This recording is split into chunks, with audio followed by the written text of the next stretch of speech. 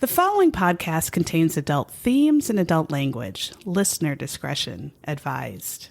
And although we joke, if you or someone you know is affected by or a victim of domestic violence, dial 1-800-799-7233 or visit the National Domestic Violence Hotline's website, thehotline.org. But it's always the husband, it's always the husband, it's always the husband, I don't keep bed. Hi, this is Sarah. And this is Megan. And you're listening to It's Always the Husband podcast. Welcome. This Thanks. is a true crime podcast where we barely talk about the crime and mostly Jesus talk fucking about Christ. our boobs. Why did that lady get so mad I don't and write a know. review? I guess I'll have to put the time when the crime starts. But again, there are literally thousands of others that don't have total imbeciles. Yeah, then listen to that really boring guy. Mr. Ballin? Yeah, listen to Mr. I mean, Ballin. there's all sorts of true crime podcasts that don't have a shtick at the beginning Like or when banter. you're talking with another person, you have a podcast host and co-host. You're going to talk to each other. I don't know. I right? guess that's fucked. We're referring to a review someone posted about us that said, wow, that's a lot of talking for a true crime podcast. Maybe you should say when the crime starts. And We that they're will just not. trying to be funny. But We are actually trying to be funny sometimes. And yeah, we do fail. Probably a lot. But I don't know. anyway, welcome. We will talk about crime. Yeah. And we're also going to talk about some other shit. So, because the world is real rough lately, or always in our case, I guess for always. us, yeah, we try to look for just something to shine through the glitter in our shitter, something that gets us through the week. Sarah, what was your gets this week? My college roommate Judy has an older sister named Amy. Yes. And she has a son who was a tiny infant when I was in California, and now he's in law school as a grown man in Minnesota, in Minneapolis. So she came to visit him, and I had a nice afternoon of drinks with her Yes. and her son and his girlfriend, and she made us some lovely Oh, tumblers she that are did. personalized to each of us. So I just gave Megan hers, and she loved it. And it has our stickers on it. Mine has her stickers and my picture with Jason Momoa. She found that and put it on there. So it's, that's perfect. could not be better. Thank you so much, Amy. And then she made another funny one. I have it upstairs. It's like, looks like a spray, like Lysol, but it's like bitch away or whatever. And it's so good. They're perfectly done and so cute. I was so excited. And it was good to see her and catch up on, all the family stuff of, Right, that's my college fun. That's roommate. a long Yeah. time for not. It's a long time. College, you think we're in college sometimes, Yeah. and then you realize, oh my God, it's like, I got out in 1997. So what is that? 30 years ago almost? Yeah. That it seems like it was just there. Well, didn't someone just post today that 16 Candles was Yes. 41 fucking years ago? That blows my mind. I know. Because I watched it incessantly and I have it memorized like that. And I can't believe for 41 years. We're dead I've soon. noticed. I've Life memorized. goes fast. You got to do some of that stuff, and I don't do shit. You Hey, gotta go out there and Sexy live life. Girlfriend has Yeah. been Oh. in my head for 41 years. Wow. Yes. Oh, Sexy Yeah. Girlfriend. Remember that? Great Oh, movie. God, I loved it. I also just watched. I've been watching all of the Jaws except Jaws 4. We don't even have to worry about that one. I didn't know there The were original Jaws, one of the best movies ever made. Jaws 2, don't even worry about it. It's about. So the only thing about Jaws 2 is they do a great job of showing that the Chief Brody, who killed the shark in the first one, has terrible PTSD. And of course, in the 70s, no one admitted or knew what PTSD was, even though everyone had it. But they did a good job of showing PTSD without knowing what it was. I thought as you watch it and realize what Right? PTSD is, like how he acts, he's like terrified of everything and the water and everything. But then he has two sons. They're like kind kind of a Rory age and a teenage boy out for poon. And he tells these kids, just don't go in the water, all right? Because there's been 800 more shark attacks. And the teenage boy, of course, ignores it because the parents don't tell him it's a shark eating everybody. But then I don't know how he doesn't know. And so then all these teenagers go out on boats and the shark starts attacking him. And then he has to go save them all. These dumb teenagers. But Jaws 3 was Jaws 3D. So it was made to be 3D where you go into the theater. And I was in third grade, I think, and wear actual 3D glasses, like the blue and the red paper glasses to watch it. You probably don't. I didn't ever watch one Jaws. Oh my God. And it's such a terrible movie that it might be the best terrible movie ever made. And so when you watch it, it's just pure enjoyment.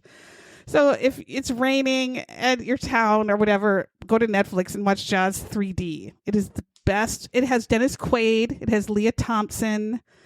And then Jaws 3? Yes. And then it has like probably the best female lead in a movie who's smart and strong and capable and like no bullshit. And it's just such a terrible movie.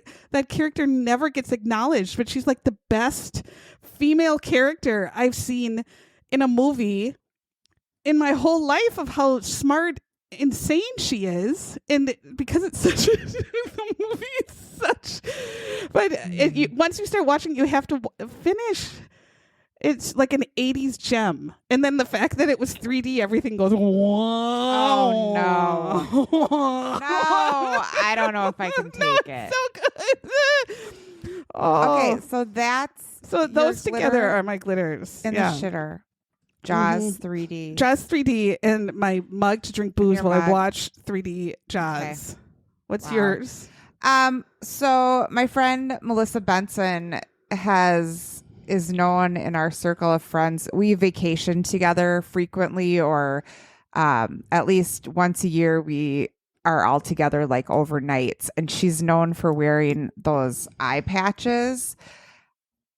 Like a pirate? Eyes. Oh. No, like the ones that are supposed to take the bags away. Oh, sure. So like we take the girls to dance nationals and, every morning we're having breakfast and Melissa's just notorious for wearing her eye patches everywhere. Her bags. Yeah. So I was like, I'm going to fucking get some this summer and I'm going to see if it makes because I have huge bags. Yeah. And so I asked her what kind she got because I researched and there's a lot of different kinds out there. Yeah.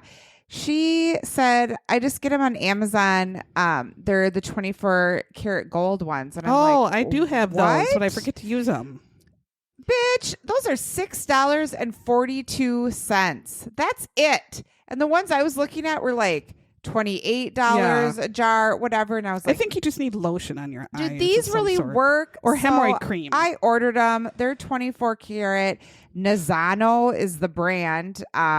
They literally come in a black container with, I don't know. It's just a black container and they cost $6. Under eye bags are a serious and those issue. are my favorite things that I have gotten this whole summer. And I wear them to Target. I do not care.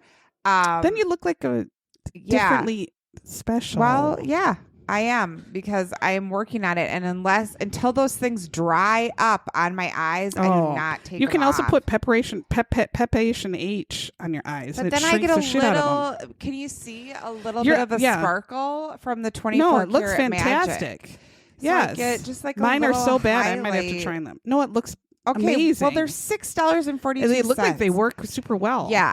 I loved the price and I love the Or beef tallow, I heard works. What in the hell? It's like I am not putting that shit on my face. It's supposed to work really well. These are collagen 24. You'd rather have 24 karat gold than beef tallow. Yeah, why? Because I'm fancy like that. No, it totally. You can tell the difference. It looks fantastic. Thank you. Well, yes. I'm gonna put it obviously on works. So stupid Amazon. We need to catch up with that. I never know how to do it. And they keep saying, yeah, well, and you have to like fill out this whatever, and I fill everything out the right way, and it doesn't. So I have to call someone. And then we had Facebook monetization, and they kept saying everything is filled out wrong, and I fill it out right, and it never works. And then finally, it just worked. And so last month we made 13 cents. Oh my God! Yeah. How? Just by people who comment. And then we get money? 13 cents. But then I did an ad and that ate it all up. Because I did a $50 ad. But maybe someday the ads will pay for themselves. I think so. I have faith. Oh my God. This is speaking of real. Facebook. Or Spacebook? Yeah, you can follow us. We have social media, Instagram, and a Facebook group, and people put funny things on there, and so we like to pick our favorite. Yeah, we do. So Allison Crawl, and it might have been someone too before her, and if I can't remember, I'm sorry, and I just lost it now again. But she posted a Twitter. Allison Crawl is peeing her pants right now that we are saying her name on this podcast. Or she doesn't give two shits. She's like, bitch, I know I'm special. Amazing. What did she post? Posted about this lady posted on Twitter, and I just had it and lost it. Did I take a picture? Yes. So this lady said, her name is Ellie. I've never had a hero or a mentor, but there's a huge raccoon on my street who's been stealing boots from backyards and then throwing them at people from high in her tree. And to be honest, she might be it. And then there's a picture of a big tree and boots littered under it where the raccoon must crawl up and throw boots at people. Can you imagine being at, well, you wouldn't go on a hike, and I would only go forced by my husband, but all of a sudden boots come sailing down at your head and hit you on the head. Your ass gets kicked by a boot with no foot in it, and you look up and it's a raccoon just going beep, beep, beep, beep, beep, beep, beep, with a shit ton of boots up in the tree. They are little people. I know. Raccoons are. They're so funny. They are. I love those videos where they're like sneaking up on somebody's porch and then they stop and it looks like they're burglars. I know. Hands up. Do they carry the rabies? Because oh yeah, sometimes they do. I could work with the raccoons when I fed the animals when I did the animal wildlife hospital. I mean, but I had my rabies vaccination. Well, good. I fed the bats and the geese were the ones that were the biggest dicks, of course, obviously. They had their own little kid swimming pool, and you'd have to throw their food around and then try to clean out their kid's swimming pool. And the geese would and they're injured is why they're there. Like their wings, usually they get their ass gets frozen to a lake, and that's when they get and they can't get up, and so someone has to cut them out, and then their wings are all fucked or their feet, and so they're in casts, and they still kick your ass as you're trying to clean out their pool. I think raccoon you don't want to see them during the day. That means they're rabid. Yeah. But if you see them, if they're hanging out at night. Well, this bitch is throwing shoes at you in the day. Yeah, that might be cause for a little bit of concern. But mine goes to Michelle Goldner. She's a friend of the pod, and she goes to our book club. But she put it was a reel by Haley Morris is the comedian's name, and it was the one about boobs and what your boobs do. So there's two of her, and they when you lay down, she rolls up to both sides of the bed because that's what your boobs do. And then you roll over and squish the shit out of them. Yeah, squish the shit out of them where it's really, really hot, and then she's sitting in the tub with just partially covered because that's what your boobs are like. And I relate. So thanks, Michelle, for that one. I laughed. I loved it. And we have a brand new Patreon episode out last week. Yeah. We do have some new Patreon members. Susan Shantz. Oh, thanks, Susan. Shantz. I shan't be late. She says all the time. Yeah, that's what I've heard. Susan and Jessie. Jessie is a friend. Jessie is a friend? You know, she's always been a good friend of mine. I thought you were like, no, we really know this. No, Jessie is a friend. Yeah, no, she's been a good friend of mine. So that whole song is about that guy wanting to pork his best friend's girlfriend. Yeah. He don't like Jessie much. He don't have no respect for Jessie. No, she must be a trifling whore. That whore, Jessie. Or no, Jessie's a friend. Jesse's girlfriend. Jesse's girlfriend's a dirty whore. Yeah, trifling. So Susan and Jessie, thank you. You can enjoy some episodes on there. And I just put on some digital stickers if you are a digital journal person. And for free. You can go there that I made. And we'll send you some. And I have some wallpapers on there for your phone if you want. And I'll put some more up there. Great. Yeah, and the stickers are in process. They're still not here? No, Our they're stickers? here, but now I'm putting them together. Oh, okay. Just my colon blow took time away. Let's talk about Sarah's colon blow. You guys, she did not do one funny fucking thing. No, I didn't feel the drugs at all. I'm totally immune. I feel like I'm totally immune to drugs. I could sit and do a bunch of bath salts and just sit there like an asshole and feel no effects. What? I could probably fentanyl the shit on myself and still be wide awake and not sleep. I can't believe it.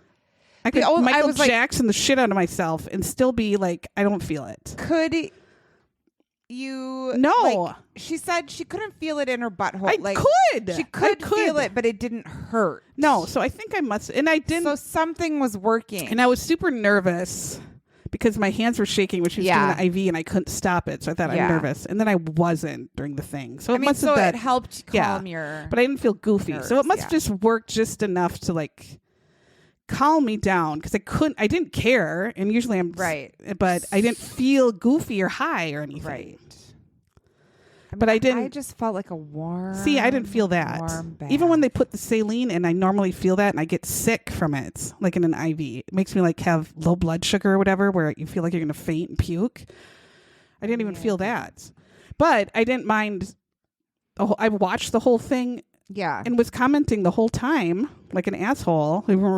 But it was interesting. I don't know. Disgusting It was at the same time. disappointing to say the I know. least. I didn't listeners. provide any entertainment. No, I just drove her home. And and I just got literally right now from the doctor. Your checkup it was great. You're due back in 5 years. I did have 2 polyps, but I'm due in 5 years anyway. Good. He polyps every night. He is very. You said he was 100, and he sounds 100, and he was doing 1,900 colon blows just that day. There were so many people. I mean, when he came in, I was like, "This is Mr. Burns." Yeah. There were so many people. They were behind an hour, so we were sitting. What were we watching? Waiting room with me. It was Flip. Flip. Off or Flip with that. Those 2 divorced assholes. Tariq Al Musa and then his twin brides. Brides. His wife and ex-wife that look exactly the same. Exactly.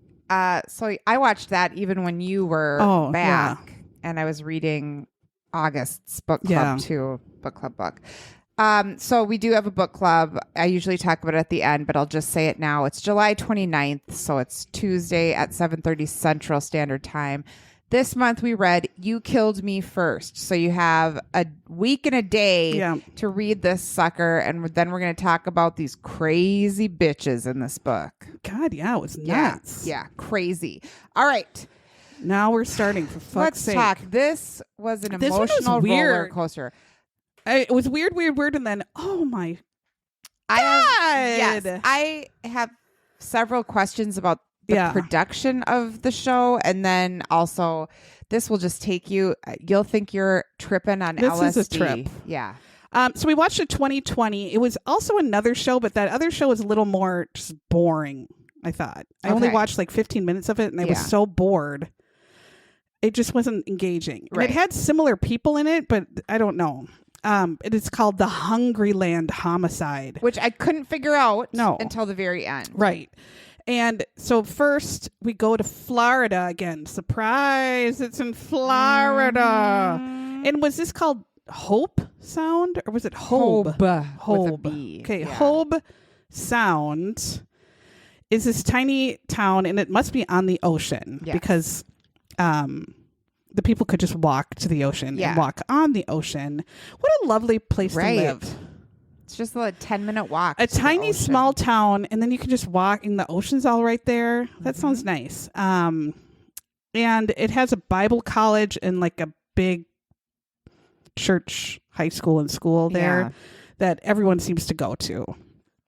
I mean, if they're in Hobe, that's mostly why they're there.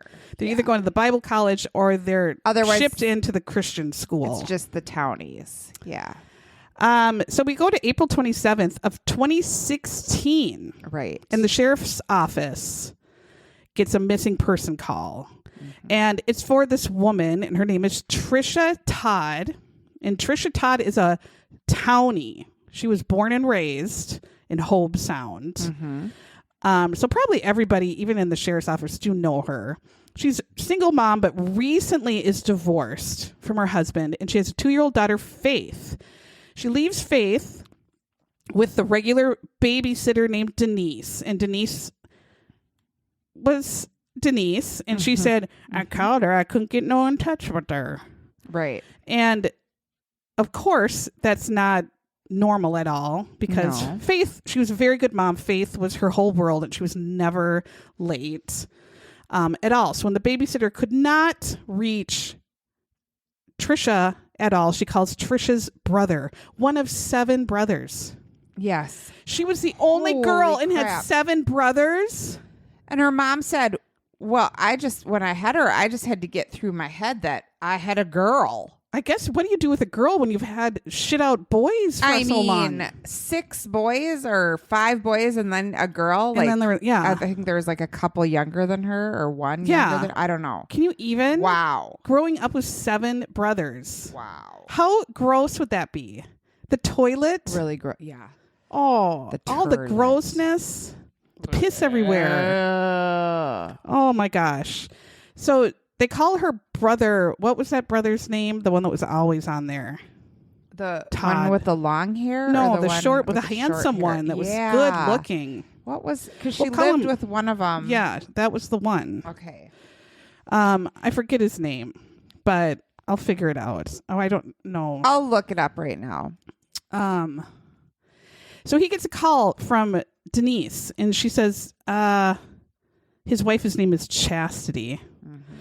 Trish is not here, and I have Faith, so I don't know what to do with her. Do you want to come pick her up or what? And so the brother's like, oh my God, she's never not picked up Faith. Well, yeah, that was weird. And then he's trying to call her, and she's not answering. And that's super weird because she moved back to be closer to their family, and they're all very close. And so her not answering the phone call, not picking up Faith right away, this was all, like they said, a major red flag. Right. So they go get Faith. No one knows what's going on. They're all kind of wondering what's happening, what's going on, what are we doing?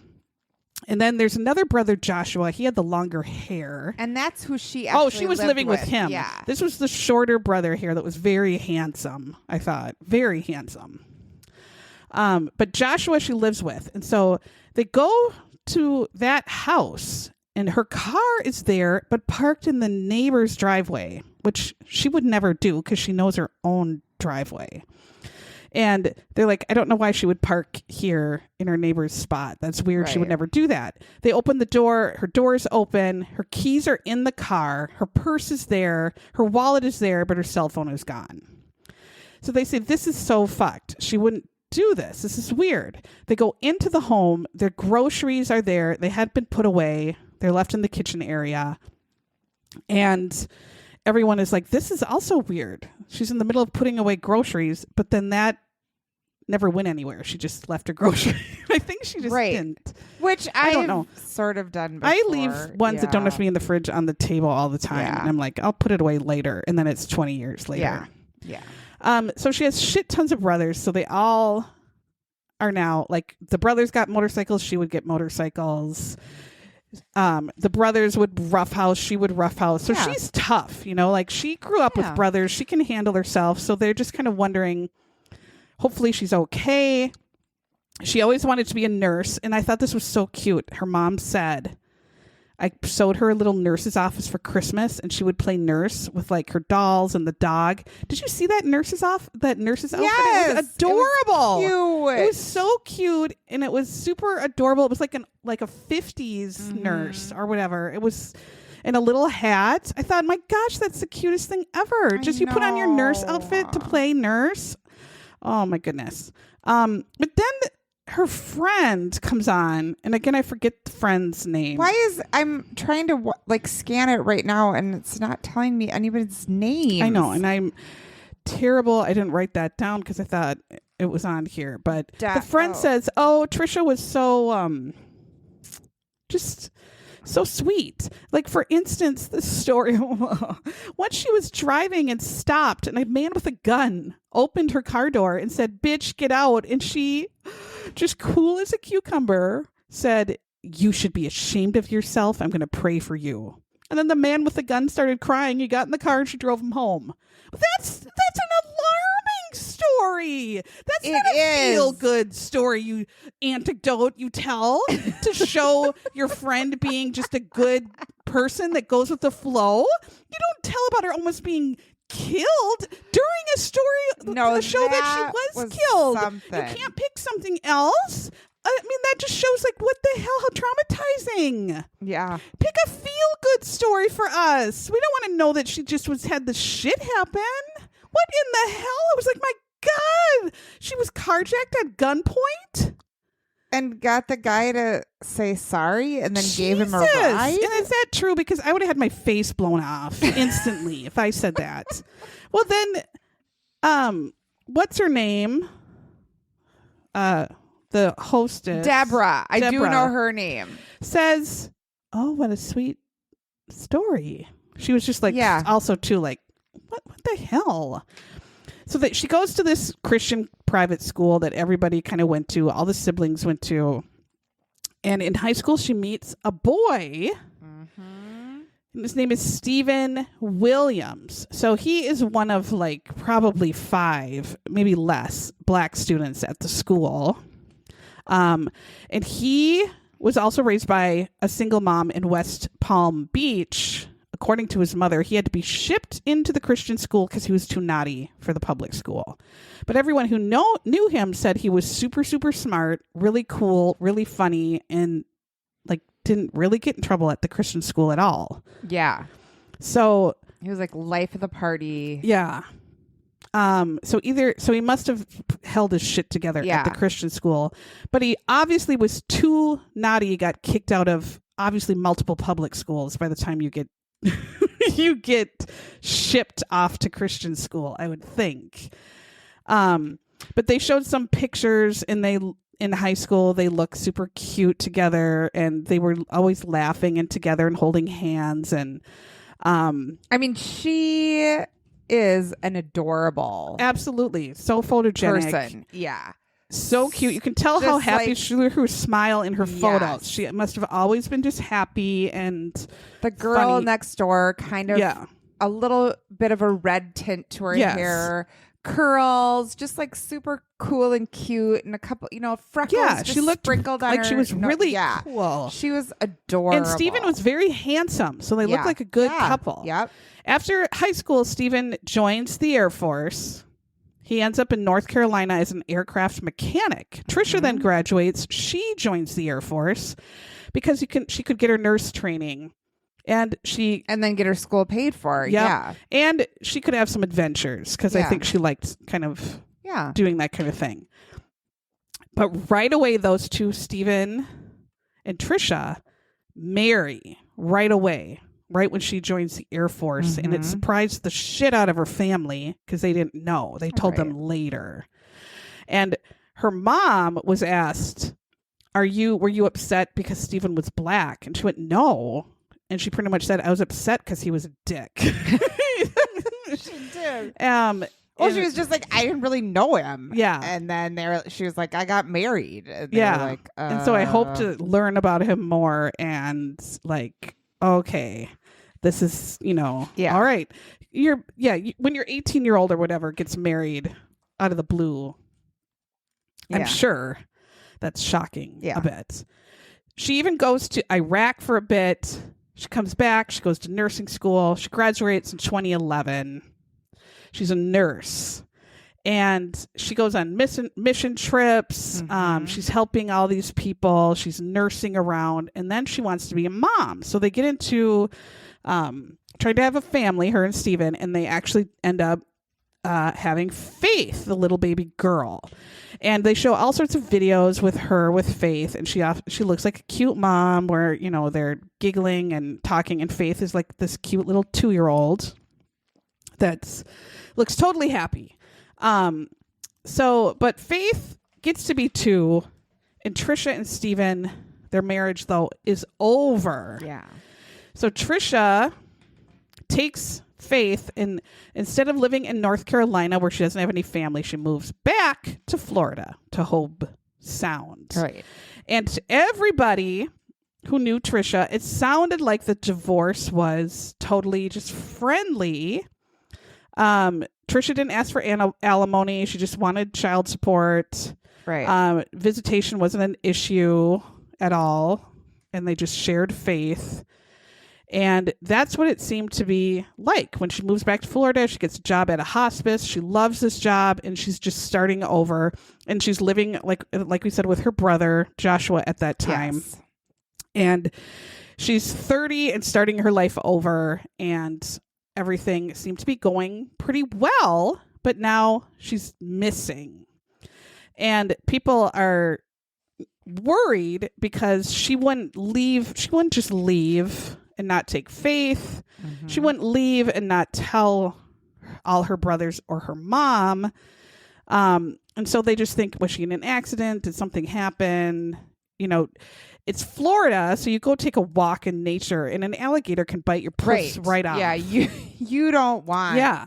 Or you get Zika from a freaking mosquito in your could. Zika and you're dead. Yeah. Or you get hantavirus from some sort of spider and you're dead. Or a You can't do it. hurricane. Yeah, hurricane Could take you out. It's a dangerous zone. Florida is. Sure is. And so they hand out a bunch of flyers. They search tons of wetlands and woods, and everyone in the town is out there looking. And they know she's in the military. She's in the she's been overseas. She has 7 brothers. She can take care of herself, but they're worried. This is odd. So there's Chief Deputy John Budenseek, who said he knew her since she was a baby. Yes. And the last time he saw her, she was at the Publix, the Pubics. He saw her at the Publix. The grocery store. The night she went missing, he actually sees her and said, "Have a nice day. Oh, hi, blah, blah, blah, blah." And she goes on her way. And that ends up being one of the last pictures from that security footage of her alive. And they see her checking out groceries at the Pubics. And it looked like she was totally fine. She wasn't in distress, not worried. She was going to bring her groceries home and put them away. But then we see in the house that the groceries are half put away. Right. And again, they just go out. They search everywhere. All of these freaking, wetlands and everything. And they find nothing. They check her phone, financials. There's nothing abnormal. And they're stuck. So we get these 2 detectives. Dulac. They looked in her car. Did we talk about the car? Yeah. But her phone was gone. But they could get her records. And then it was parked in a weird spot. Yeah, in her neighbor's. Yeah. Yeah. Okay. Driveway. Yeah. And she would know not to park in her neighbor's driveway. Right. And so talking to her friends and family, again, her just not showing up to pick up Faith is totally just no. And they said, could she have snapped and run off? They said, no. I mean, it didn't really It's seem very like her. unlikely because she would take her daughter. She wouldn't leave her daughter, and she would have made Right. arrangements for Faith at least to be somewhere if she had to go somewhere, or she would have had Stephen take her. Mm-hmm. So they start asking about the ex-husband, Stephen, because as we know, it's always the husband. Mm-hmm. And he's the primary person of interest because he was in Florida at the time to have his visitation with Faith. Right. But by the time she was reported missing, he's already had driven back to North Carolina. So the Raleigh Police Department call him in. And he goes in and he's totally ex-normal. He's kind. He says he gives them everything. DNA, his phone, his fingerprints. And he seems like he's actually concerned for her. He says how they knew each other a long time, but their marriage just didn't work out. He said, in the end, we just weren't good for each other. So obviously we got divorced, but it means I don't want anything to happen to her. Right. He said that several times. Like, she's the mom of my daughter. Yeah. And she always felt I should stay and fight harder for this, but he said, I'm done. I'm not doing this. I tried. I'm done. And then he told them how they would argue about everything. And he said, I don't want to argue with anymore. I don't want to fight with you anymore. And they're like, okay. Anything else? And she's like, well, she's a mother of her child. I don't want anything bad to happen to her. And my daughter needs her mother as far as I'm concerned. She just needs it. So they said, okay, what's the story of you being in Florida? So Stephen's account is has a rental house in Hobe Sound when he comes to visit Faith. And Faith is staying with him. He picks up the daughter the day before. And it's 3 miles from Tricia's house. So they're pretty close. And so he picks up Faith from Tricia, brings Tricia to his house. This is the night before Tricia went missing. Around midnight, Stephen texts Tricia and says, Faith is super fussy. I can't get her to lay down. She's throwing a fit. Can you come over here and help? I would have said, fuck you. That's called being a parent. Deal with it, you cunt. Yeah. But Faith being nice, we would have been just furious. I said, are you fucking kidding me? Deal with it. You're gone for how many months? Yeah. And then you come and you can't get her down for one night and you want to call me? Yes. Figure it out. But she's a good mom and I she know. feels bad for her baby. So he says, if you could come over and help calm her down, that would be awesome. So texts back right away. On my way, because she, again, is a good mom, better than me. Shortly after midnight, so Tricia leaves her house to go to Stephen's house. And so this is what Stephen says happened. He stands by. Tricia helps Faith go to sleep. However, when Tricia said, I need to leave, she says, I don't have any gas in my car. And then Stephen says, I'll just pay someone to do it. I don't know what he meant, but... Or he's like, I'll go get... Yeah. I'll go get you some... He didn't give her money for gas, or she didn't... Gas. She would have had money for gas. She had a job. She would have had money for... And she would have made it 3 miles home. Right. Got it. And he said, this was just like her. She never had any gas in her Well, car. I never have any gas. Mine's Neither always do on I. zero. I laughed. But at this would have been weird. I would have said, I don't get what's happening. So what he says is he took his car to the gas station, fills up a small, 2-gallon red gas tank, and brought it back, filled up Tricia's car, and then Tricia left. Now, I could maybe see, if he gives her cash, maybe he thinks, oh, she's not going to spend it on gas. Maybe she'll spend it on something for her. And if she said she needed gas and I'm paying for it, I want it to be for gas. If you're, if you're a real dick. Yeah, with your child support or whatever. Otherwise, I just still don't understand the situation. Yeah. But the police check, and there Stephen is at the gas station at the time he said, filling up the goddamn gas red thing, putting it in, just like he said. And then he said the next morning, he takes Faith to Walmart, buys her some cute outfits and all this stuff. And there he is doing all of that shit. So everything's checking out. His alibi is tight. Right. Everything he said to them was the truth. Yeah. So far, even though it seems weird. And if they ask him again, different things, he sticks to his story. He seems totally normal.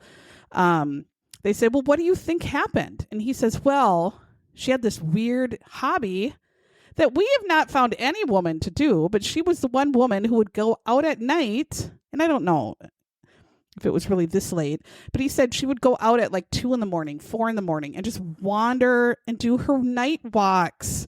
I don't think women do night walks. I don't know, but she must have. I don't even really do. I mean, I have to make myself do any walking. Of course. But okay. And Stephen would rag on her and say, well, you're going out at night without pepper spray or your phone. And you're walking around the neighborhood, that's super dangerous. And then Tricia's response would always be, God will protect me. And he was like, oh, well, I don't know. And so he said that. So maybe she went back and went on couldn't sleep and went on one of her walks. He's like, I don't know. that was the last time I saw her. But she used to do all this weird night walking and she never brought anything with her. So the cops are like, oh, this is not similar to dock walking. No. As we've talked I about don't in think she was previous dock episodes. walker or pure She was walker. not. She would just night walk on the Yes. beach, which seems a little Dangerous. It does a little dangerous, bit. yeah. Bring at least a knife or pepper spray or something.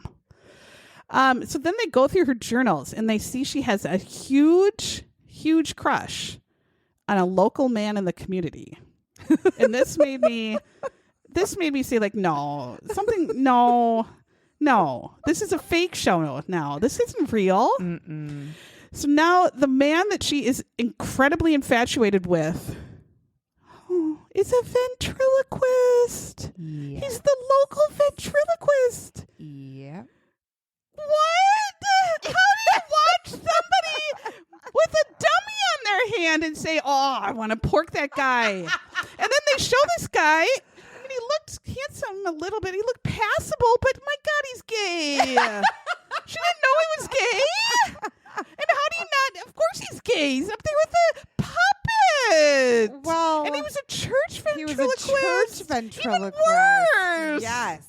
Oh my God. She really. I couldn't die. I was No. dying. She thought He has God a brought them dumbass puppet together. on his hand. How? Like a real dummy, not even like a sock or something. He was a loved professional. him. Yeah. She was so into him. Yeah. So he gets an interview and he says, I'm a ventriloquist and a singer-songwriter.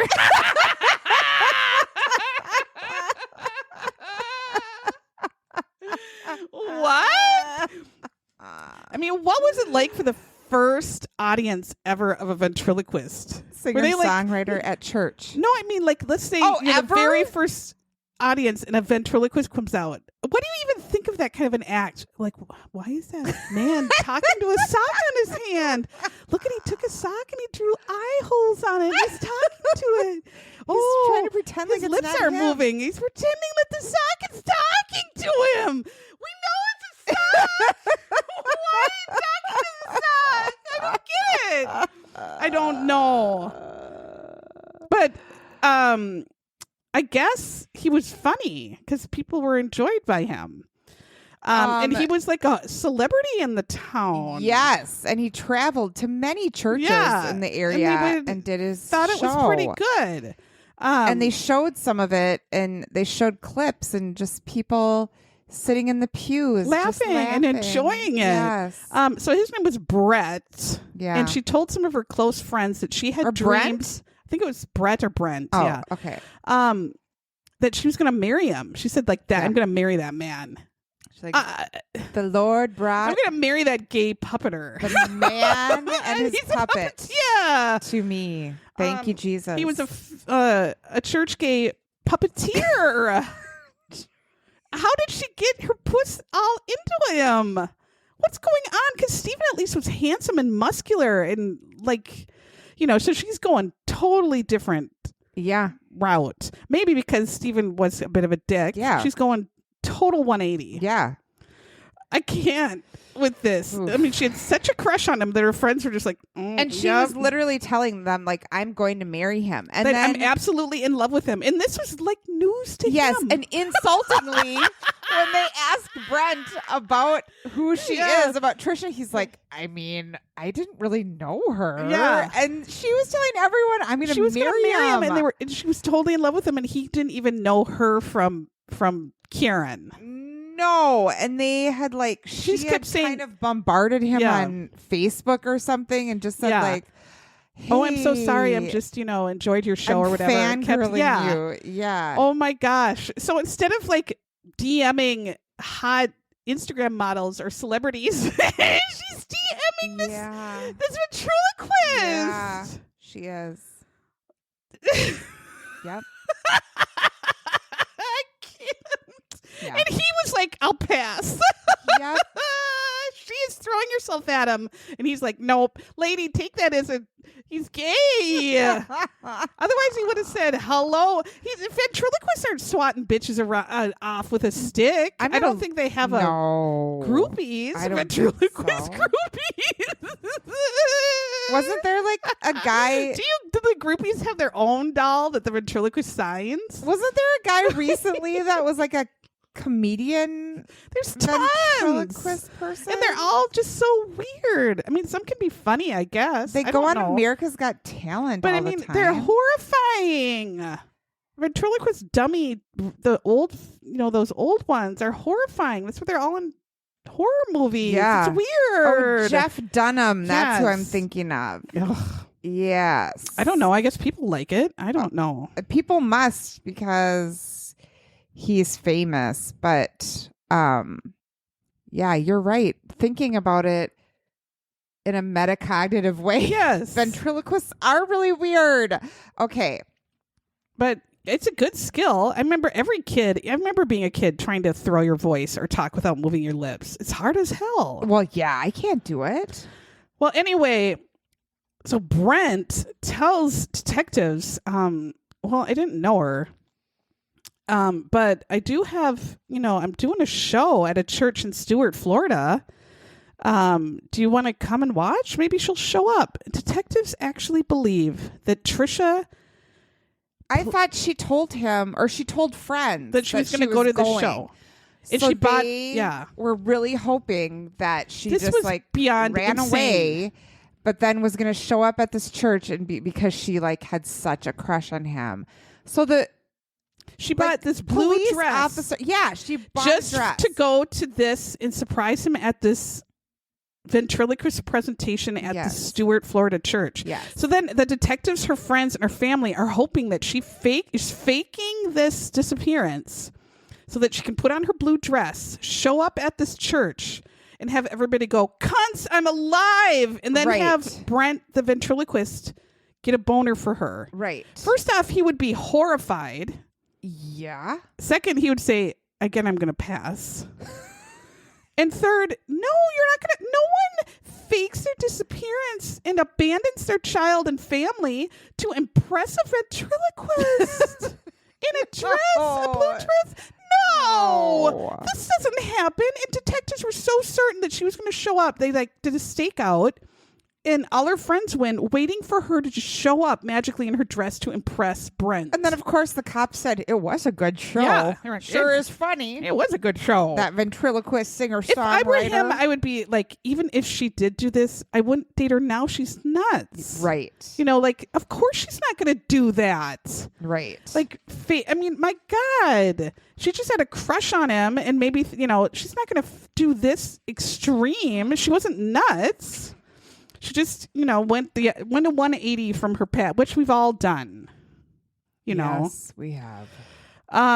But hey, maybe she liked that he's agile with his fingers and hands. Maybe she knows something we don't.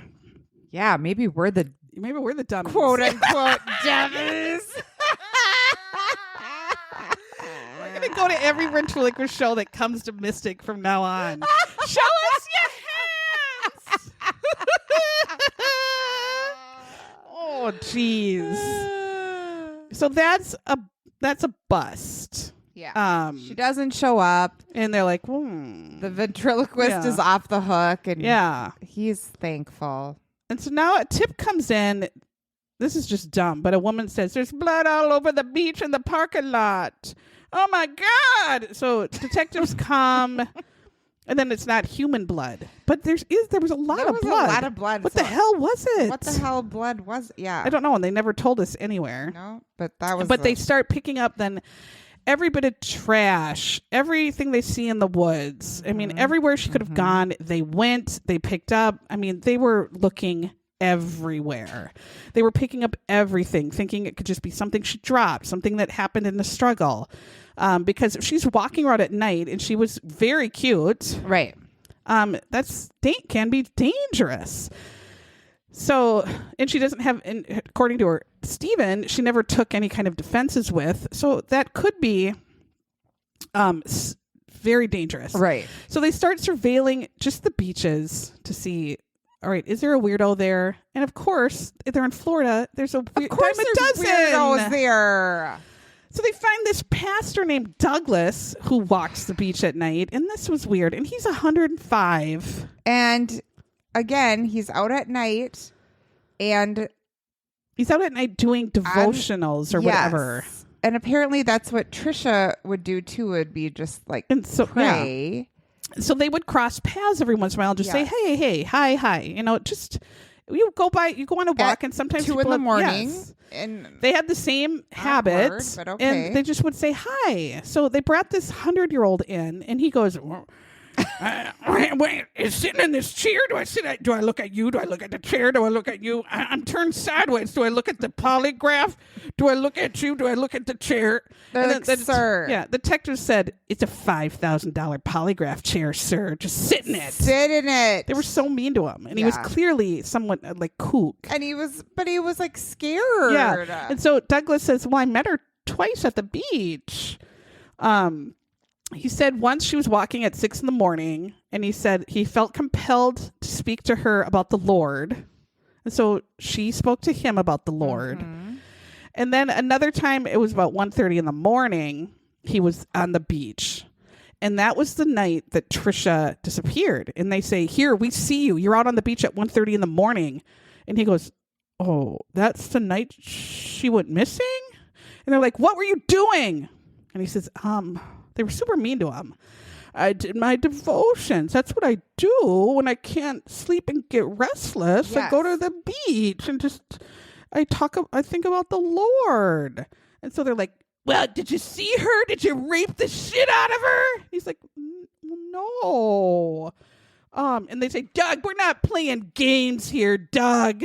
And Doug's like, I'm not playing games. No, he really wasn't. He's like a 100-year-old man who just goes to the beach to pray. And they're like, were you attracted to her, Doug? Did you want to pork her, Doug? And he knows he's hooked up to a polygraph. Right. And she was a very attractive young woman. So And he said, how humiliating. maybe, I guess. I don't know.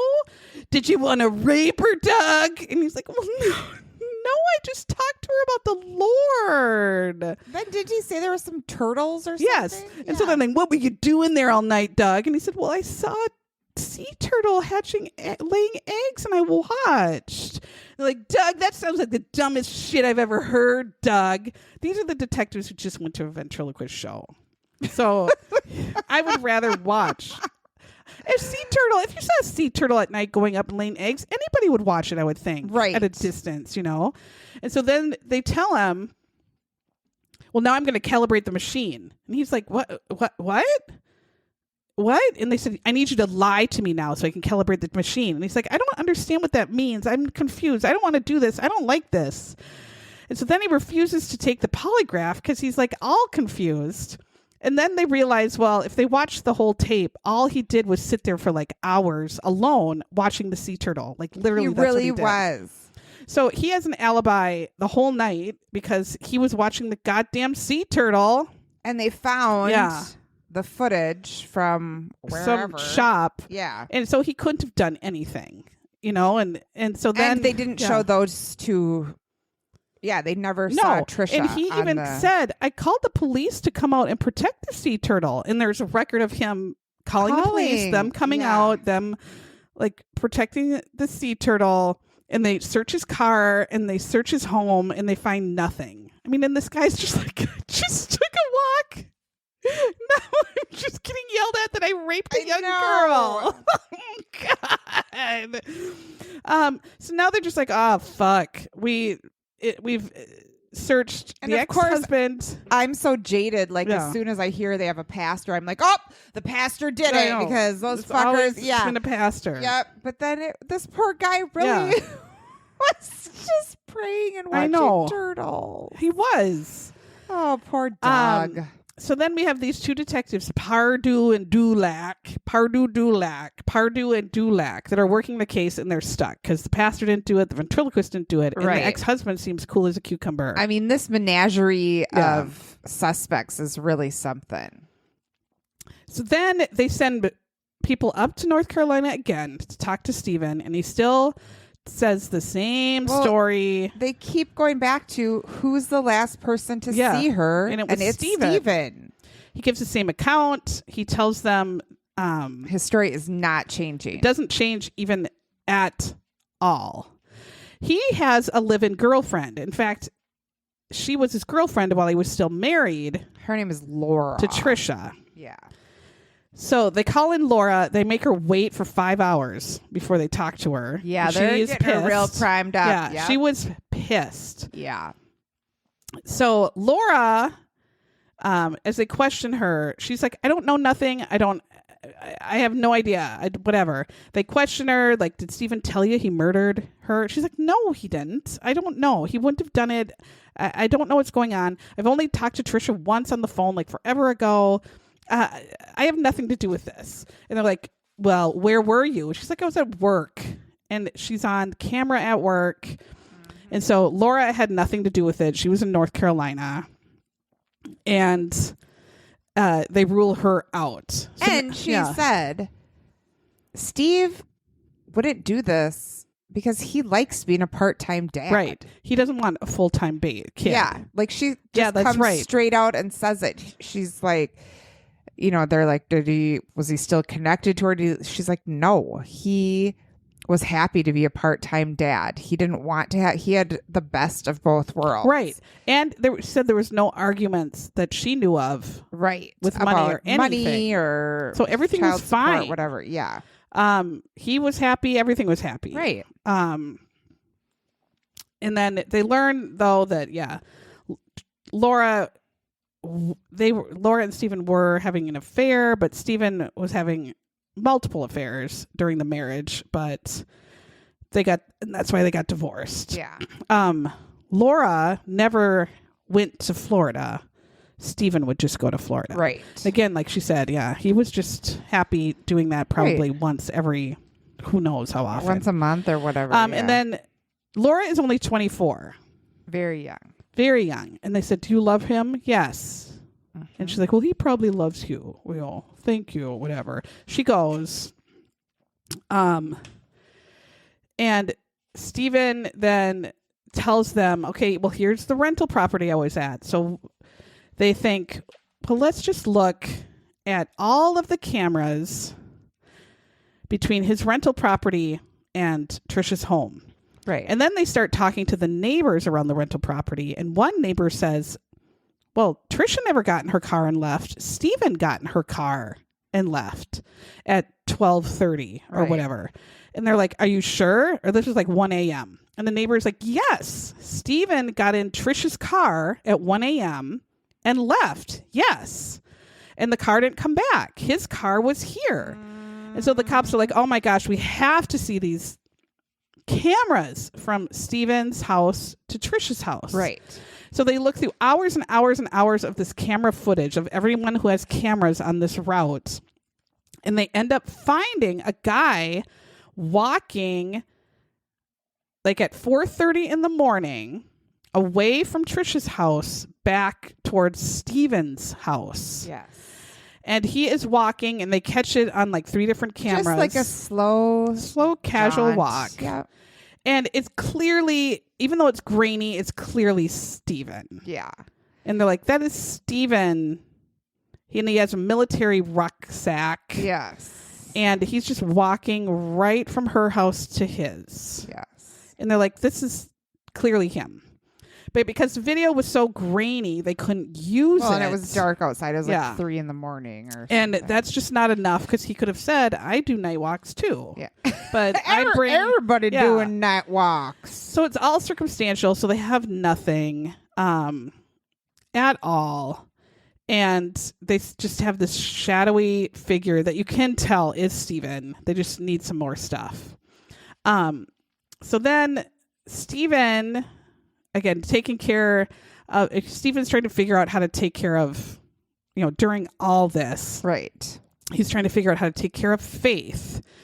So they're realizing that Faith is pretty soon going to probably go up to North Carolina and be living with Stephen. And now they know that Stephen was walking and got into that car. They're pretty sure Stephen did the crime. And they don't want Faith to end up going to live with him because he's a psycho murderer. Right. So now they got to bring... But they just can't prove anything. They can't prove it. No. So they want to bring Stephen in and talk to him again and tell him, like, now, what is this? Why are you... what are you doing? We found out you All were right. walking. So they go in. He comes into the police, and the police break the news to him. Like, one of your neighbors said it was not Tricia that got in her car and left, that it was very, very clearly you alone got into Tricia's car and left at 1 a.m. And then we have all these cameras that show you walking back from Tricia's house towards your house. And Steven starts sweating. They said there was visible sweat coming down his face, and he was starting to look pretty nervous and was kind of questioning these cameras. Right. But then he was kind of closing up. So then this female cop goes in and tries a different tactic, and she's like, we all know that Tricia was a dirty bitch and just ragged on you all the time. And if I were with her, I would be so crazy because she's so annoying, right? And Steven looks at her and goes, I didn't mean to do it. Nothing happened. But when I came back from my night walk, she was laying on the floor. I didn't know what happened, but she was unresponsive.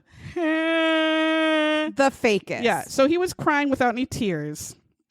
And he says, I came back after he just drives away with her car, admitting that, walking back to his home, admitting that.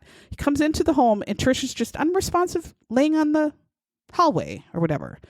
And so Steven says, this is going to look bad. Yeah. I didn't know what to do. And then the cop is like, this clearly is her fault. So what happened? Like totally egging him on. But she's like, he was pretending to cry and there wasn't a single tear. So she was like, this fucker. So it goes on for a few hours and somehow she gets him in her car and they're driving around trying to get Steven to say if he remembers where he put her, because what he says is he just drove her out in his car somewhere. She was probably still alive, but just laid her on the ground and then drove back. And they said that is not a crime. And I don't understand. That's what I texted you. How is he not getting arrested at this point? You can't just take one for lying to police. Two, you took a body out and just threw it in a grass. This is my friend. And she Sarah. died, She's clearly. sleeping, but I'm just gonna put her in the grass somewhere And drive away What? and leave her for dead. That is a crime, I feel. Yeah, and they said they couldn't arrest him for that. They got all this stuff from him because they would drive around with him and he'd be like, none of this looks familiar. I don't know where I put her. And they're like, well, Steven, you know she's dead. He's like, no, I don't. She could have got up and wandered away. We don't know that. She's not dead. We don't know where she is. I mean, she could still be alive, right? We don't know where her body is. And they're like, Steven, she's clearly dead. It's been 3 weeks. She's dead. So you laid her sleeping on the side of the road and then left her for dead and drove she home just and got never up and was contacted like, her again. "Oh, I think I'll just walk away." I don't know where I am, but I'm just going to walk back home. What are you doing? So they needed to get more from him. So he says, all right, so they go to his home, the rental home, and say, Steven, where did you find her unresponsive when you came back? Oh, she was right here in the hallway. In the kind of the bedroom. She was laying here just on the floor. And he's like, I didn't touch her at first because I didn't know what to do. And the cop is like, oh, all right. So then what? I don't know. And so every cop goes in and tries to talk to him. And then finally this one cop, the one man that didn't talk to him, named Tom or something. Tom goes in and Tom says, let me Whatever. try it. He's the last fucking cop. Yeah, the last standing. one. Yeah. So Tom goes in. Steven's still like pretending that he just drove her alive and threw her out the car in a field and left her for dead. Right. So the cop's like, Steven, we know like what you're saying is horseshit bullshit. You're in it now. Yeah. We know you're just stuck here. No jury is ever going to believe that horseshit story. But you're here. You're in jail. You're not leaving now. We know you did something. We're going to hound you the rest of your days. Just fucking tell us what happened. All right? So it's been a month. We need to give her body back to her family. Do this for your daughter. All right? Right. We know what you're saying is just horseshit. So then what he does is start doing this. The crying. Pretending to cry again. He says, I didn't mean to do it. We fought and I pushed her and she fell down and hit her head. The story they all tell. And then he says, she just freaking fell. She freaking fell. She fell probably because you hit her in the head and punched the shit out of her. And she fell dead. And then he says, I asked her if she was okay, and she just made a weird sound. And she didn't say anything. And so, sound? Yeah, I'm probably gurgling because he's probably... I freaking panicked, man. That's what he kept saying. Panicked. I'm freaking. And so, like, well, what did she hit her head on? The floor? She just freaking fell, man. She freaking fell. And then she wasn't responsive. And they're like, okay. So where is she? So they need a body. And prosecutors know that getting a jury to maybe convict him without a body can be a long shot. But then they get this phone call out of the blue. Stephen says, I'll take you to her body if I get a plea for second-degree murder. And they're like, fine. You know, we want her body for her family. We want her body for her They're thinking daughter. It was an like accident. He just threw her body in the woods, like he said. And like she fell, yes. And they just threw her body in the woods. So, the body. Yeah. Yeah. And so they everyone agrees. He goes to court. He's guilty second-degree murder for his plea. He's sentenced to 35 years. So then the news comes to cops that he says you're going to need a hazmat suit to dig up her body. And everyone's like, oh my God. What did he do to her that we need a goddamn hazmat suit like E.T. to handle her body? Right. So they're like, oh, fuck, we made a mistake. This guy's fucking nuts. He did something super fucking awful to her. And that who was he the DA or was he just a detective? Yeah, he was the DA that made the deal. And he was like almost crying when he said, I just made a fucking deal with the devil. Yeah, because he didn't know how horrific. Right. He's like, I couldn't believe it when he said, I'll take you to the body. You're going to need hazmat. And they were just like... And he felt so bad. I felt bad. Because they couldn't imagine the horror that he did. Because they just said he pushed her down and she hit her head. Yeah. So he takes her to a preserve called Hungryland. And all the cops are fucked because they were so close. It's called Hungryland. But they had already been there. They'd been there. Looking and they didn't find anything. And it's right off the road. Yeah. Like right off the road in a big dug up looking area. But like it looks like marshy. 16,000 acres. Yeah. So. Yeah. Legit alligators or crocodiles or whatever. Pretty sure. Yeah. So they give Stephen and all his like chains. Yeah. Put the flag where she is. So he puts it down. It's almost right off the road. And like, how deep is she? He's like, she's in a plastic tote. It's about 2 feet deep. They're like, oh my God. They videotaped the entire thing just to get everything on camera. Yeah. They have 2 guys in huge hazmat suits dig it up, pull her up, and inside the blue like Target tote, like a blue tote you put your Christmas stuff in, is acid and a torso. Mm-hmm. So what they realized what he did is cut her into pieces, put her in the tote, filled it with acid, and buried her. Mm-hmm. So they're absolutely horrified because he mutilated her, had acid, and put her in here. And then they realize, he needs to be in jail forever. He's a sociopathic psycho. So he's still a Navy officer, right? Or Air Force officer. They go to the Air Force and say, can you prosecute him? I mean, fuck.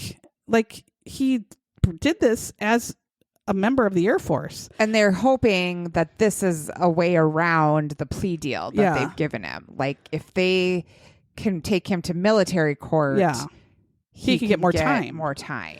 He tells authorities in the Air Force every single detail. So the detective said they were literally like listening with their ear to the door, trying to listen.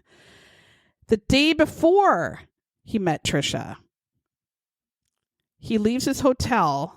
He goes out to the site, pre-digs the hole. He knew he was going to kill her. So this is all first-degree murder. He drove down from North Carolina. Yeah, the day before. The day before. To and dig then drove, the hole. Yes. 10-hour drive. Yeah. Digs her hole and goes back. Yes. And then comes back down, kills her, chops her up. And he had already ordered the acid online, ordered the bags, ordered the barrel, chops up her body, puts it in acid, and buries her. And he knew she could still be identified by her teeth, so he actually pulls all her teeth out and throws her teeth into pliers in some dirty canal. So they actually go in and find the pliers. Yeah, they were diving in alligator-infested canal. Yes, canal for the Find pliers. the They pliers. found those fuckers. Yeah. Oh my God. He pulled all of her fucking teeth out. Yes, and threw her And teeth cut her. away. And then where is he doing this? In his rental? They never really said, because I Or was is it in the wondering woods? how did he do this without the blood, because I bet he did it at the burial spot, maybe. I And don't the know. baby was still with him. Yes, he had the baby the whole time.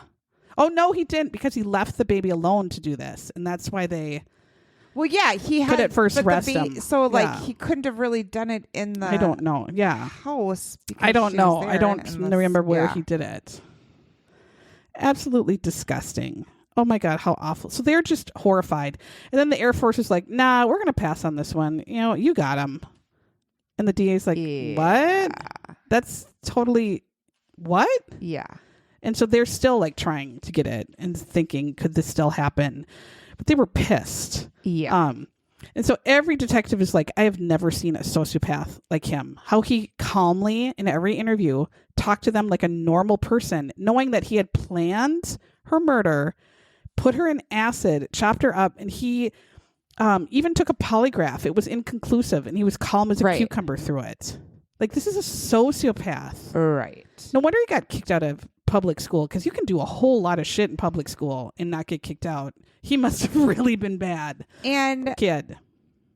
Those are the kind of people, though, right? That are so magnanimous. Like, everybody talking about him was like, he was so funny. He was so whatever. He was Everyone so loved him. Fun and cute. And she was probably like, oh, I'm so lucky to be with him. And then they get married, and he just she realizes he's a psycho. Turns on her. Yeah. Yes.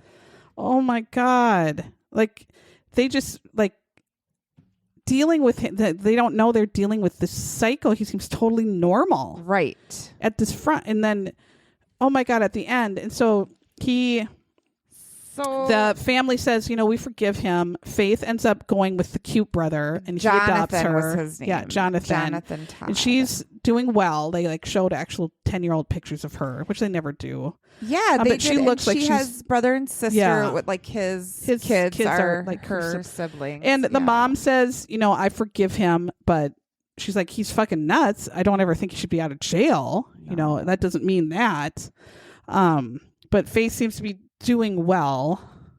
But my God. Yeah, I hated this guy at the end. He was just so, you could tell how crazy he was once he was in court. Well, it was he like was he let just his crazy. So he had no affect at all. There was just like, he wasn't sad. And then he wasn't sorry. And they said, oh no, he wasn't sorry at all. Every time he fake cried, like they were like, it was totally fake. He never had tears. It was just. And they think the one slip he may have done for his reason is saying she kept asking for more things. Like she would ask for more money for this, more money for that, more money for this. And he's like, I didn't have money for that shit. Well, you don't go chop someone up. No. I mean, you can go to court and say, I really just owe you. Or you can just not pay it because nothing happens to you. Yeah, you could not pay it. Nothing to yeah, know. I know that too. Nothing will happen to you. Then they say, well, we'll take it out of their check tax, and it's 17 cents. out of their tax returns, and then they don't file tax returns, and then you still don't get anything. No. It's just the worst. Steven, you sucked. Oh my God, you did suck. You continue to suck. Yeah, and he will suck. Hopefully, he won't get out in like 15 years. Yeah. But who knows? He could. Oh, God. He took a plea. Whatever. And he'll, yeah. So this was a 2020. We're Dateline fans. Yeah. We don't much watch 2020. Every time they would have like Deborah Roberts had to like narrate a piece of something, she was like in a close up, but looking. Oh yeah, she would look to askew. the side. Where was she looking? And then they would put her outside with like 1,700,000 mile an hour gale force winds, and so her everything's blowing all over. She would look into the corner. Like, just have her look normal. She doesn't want to do this shit. Even Phil happened by and was like, "What is she looking at?" And I'm like, "I don't know. I don't know. Why would they do that and not just have her talk Maybe to they're the trying camera?" to be artsy. I don't think that's artsy. I didn't like that part. 2020, just do Get your better. act together. Yeah, do better. Because Andrea Canning never has to look off. No. They make her just she's stand there and walking look. on the side of the road and looking at the camera. Yeah. Oh, I don't know. Dumb 2020. Yeah. All right. Anyway, July 29th is our book club. Thanks so much for downloading and listening. We love all your kind reviews, and thanks for sharing with everybody. And yes, thank you. We will see you next week. Bye.